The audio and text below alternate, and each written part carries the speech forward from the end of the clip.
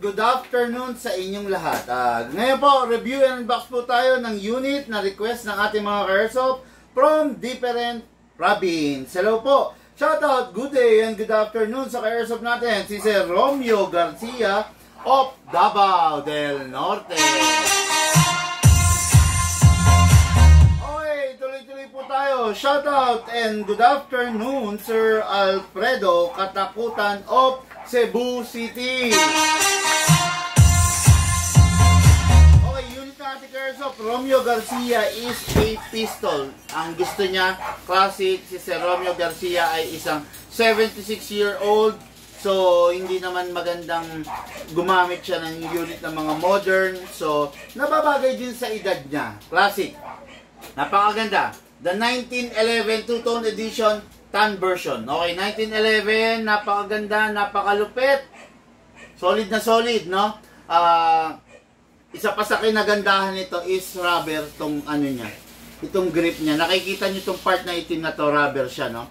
Conventional front, then adjustable rear side. Medyo may pagka-modern na rin, pero classic, 80% classic pa rin siya, no? Kung mapapansin niyo, walang rail. No, walang rail dito sa baba, so hindi natin masasabing modern, pero nagkaroon kasi siya ng adjustable rear sight. Okay? Hindi katulad ng mga conventional rear sight na basta lang nakapatong dyan. Ito adjustable na. So, ganun pa rin, may beaver, tapos ambidextrous, no? Yung safe niya ay ang kabilaan. Pwede sa kaliwete, pwede sa kanan. Ayan, oh. Ayan. Napakaganda, di ba? Tapos, yun, powered by a single stock magazine. Napakaganda niya. Tignan nyo.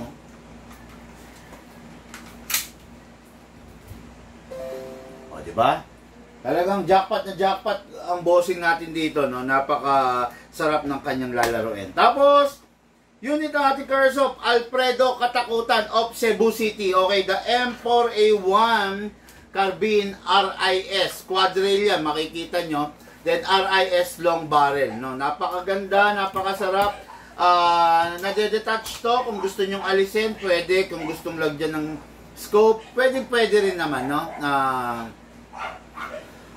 Kumbaga, ano to eh, pwede mo siyang parang medyo i-modern look and at the same time, classic siya because of this. Diba?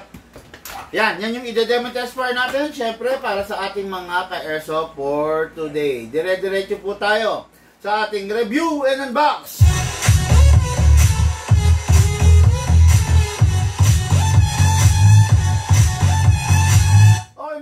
Hindi na po natin papatagalin, no? Sisimulan na po natin agad to, no? Kasi syempre baka nag-aantay yung ating mga ka-airsoft. Payo ko lang po sa ating mga ka-airsoft, hindi po ako nagsasawang ipaalala sa inyo yung mga unit po na mare-receive ninyo bago ninyo buksan. Inspect nyo muna for any tampering. Kung may tampering, tanggapin pa rin ninyo, pero make sure na i-video ninyo yung unit together with the courier. Okay? Tapos, kung wala naman tampering, okay lang, maganda yon. Pero mas makakainam pa rin, makakabuti pa rin kung i-video ninyo yung unboxing ninyo. I-video ninyo yung unboxing ninyo kasi yung pagkaka-video nyo ng unboxing, yan yung magsisilbing ebidensya natin. No? Yan yung magsisilbing ebidensya natin doon sa unit ninyo. Okay? Tapos, isa pa mga ka-airsoft, syempre, paano ba sabihin to? No? Dire-diretso na tayo. Sige, unahin na natin to, no? Yung pistol ng ating ka-airsoft. Romeo Garcia of Davao del Norte. Ito na po yung unit mo, bossing. Ready na po for review and unbox.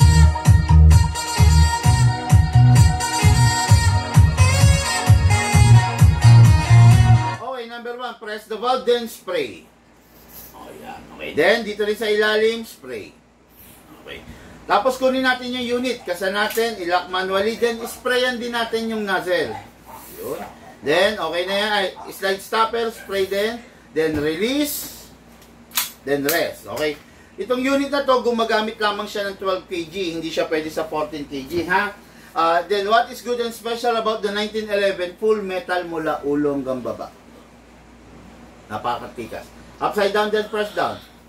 1, 2. Okay, 2 seconds lang, mga Karsop. Enough na po yon dahil itong unit na to is upgraded. Naka-fine tuning, naka-trigger job po siya. So, napakaganda niyang gamitin talaga. Hatakin natin ito pababa. Then, place your right thumb here.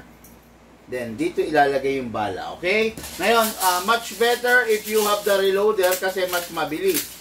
Pag wala ka kasing reloader, ang tendency is isa-isa mong ilalagay yung bala. Pero dahil meron, ang bilis nating maglagay. Okay? Camera? Focus mo agad. Okay? Ayan. Ngayon, pasok. Go, go, go, go. Ngayon, mga Karsop, pasok. Kasa. Ready to fire. The 1911 Tan Edition. Napakaganda. Firing!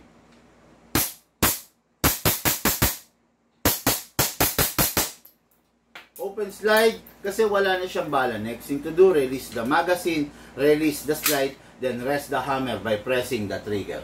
Okay. Napakaganda, napakasarap ng unit natin, bossing. Ngayon, syempre, dapat pag yung unit itatabi, hindi na gagamitin, itatabi na muna. Make sure na yung unit walang lamang bala at syempre dapat wala rin siyang lamang hangin sa storage para hindi mapuwersa, hindi po masira yung mga valve. Pasingawin lang po. Okay, no? So, itong unit na to, ready po for packing, syempre ready po for shipping. Okay? Next unit, and for the main event, dire-diretso po tayo mga Karsop!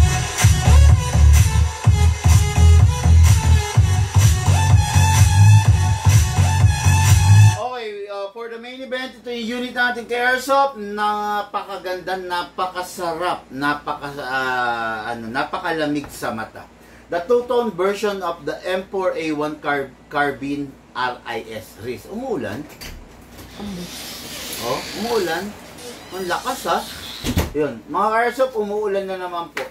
Pumapangit na naman ang signal. Okay, no? Okay, what is good and special about this? Full metal mula ulo hanggang baba. Itong unit na to, the best na the best kung ang venue ng pinaglalaroan mo is maluwang, kung ang venue ng pinaglalaroan mo is jungle, rice field, basta anything na maluwang, no? Okay na okay gamitin ito, especially kung outdoor gaming. Pero kung mga indoor gaming, medyo alanganin to kasi mahaba siya, no? Hindi ganong relax kung nasa indoor, pero kung nasa outdoor, napakaganda niya. With its two-tone color, napakaganda sa mata, napakasarap sa mata, di ba? Makikita nyo, tan color, then black. Not the ordinary na rifle na nakikita nyo. Ngayon, pwede nyo rin namang i-upgrade to into a holographic scope or red dot scope, whatever you want, no? Pwede pong alisin to na, alis po to dito. Niluluwagan lang dito. Okay? Then, this unit has a fixed front sight. Then, yun nga, detach to, no? Bahala ka. Then, equipped din siya with a safe, single fire, and rapid fire. Okay? Kumbaga, ano to? Yung mode niya is selectorized. Okay? So, ngayon, ang mga rifle, syempre, alam nyo naman, mostly battery type. Okay, battery type, upgraded. Li-poly ang ibibigay natin battery sa ating ka-Airsoft. Pag li-poly, medyo sensitive, pero siya yung pinaka-effective. Okay? Ngayon, adjustable. Adjust. Okay. Ngayon, para malagay natin yung battery, hatakin natin pababa, then slide. Yun, okay? Then, this is the butt tube and this is the plug, okay? Pasok natin yung battery sa butt tube all the way. Bye. Trying to reconnect.